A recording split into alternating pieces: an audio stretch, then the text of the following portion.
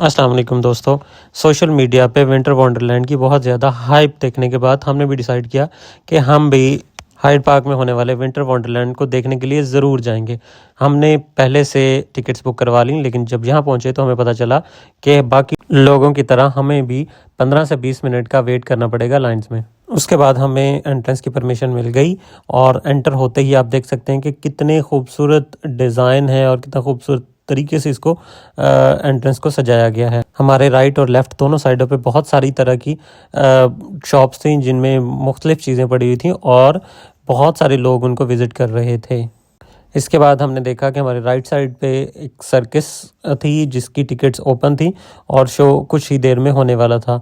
वैसे तो बहुत सर्दी थी, लेकिन इन्होंने बोर्ड लगाया हुआ था कि इट्स वार्म इनसाइड, जो कि हमें अट्रैक्ट तो कर रहा था, लेकिन हमें अभी आगे जाना था। उससे जैसे ही हम आगे बढ़े तो हमने देखा कि सामने ही स्नो जेट के नाम से एक झूला है, जो कि दूर से देखने से तो बहुत आहिस्ता-आहिस्ता चल रहा था, लेकिन जैसे ही हम इसके करीब गए तो हमें पता चला कि ये बहुत तेज़ चल रहा है और लोगों की चीखें निकल रही थी जो इसके अंदर बैठे हुए थे और एंजॉय कर रहे थे। यहाँ से आगे निकलने के बाद हमारी नज़र पड़ी सेंटा लैंड पे, जिसको विज़िट किए बगैर हम बिल्कुल ना रह सके। और यहाँ पे हमारी मुलाकात सेंटा से हुई, जो कि 2 बच्चों को एक कहानी सुना रहे थे।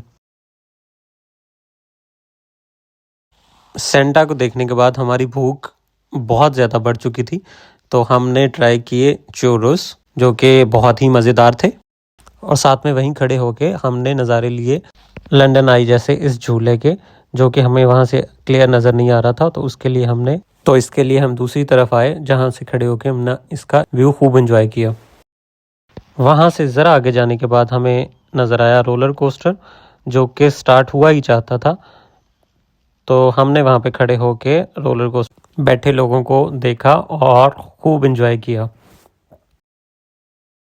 इसके बाद हमारी नज़र पड़ी वहाँ के भूत बंगले के ऊपर, जहाँ पे बहुत सारे लोग खड़े होके वहाँ पे अपने बच्चों को भूतों से डरा रहे थे और कुछ इससे लुत्फ़अंदोज़ हो रहे थे। हमने भी वहाँ पे खड़े होकर थोड़ी देर इस मंज़र को एंजॉय किया।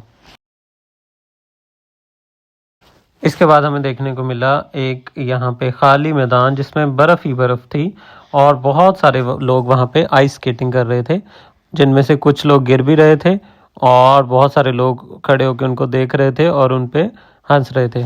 लास्ट में हम चले गए क्रिसमस मार्केट को डिस्कवर करने। वहाँ पे बहुत सारी शॉप्स थी जिनमें ज्वेलरी, कपड़े, टॉयज़ और खाने पीने की बहुत सारी वैरायटी मौजूद थी। तो ये सब कुछ देखने के बाद हम थक चुके थे। फाइनली फिर हमने डिसाइड किया कि हमें अब घर वापस चलना चाहिए। Thank you for watching our video.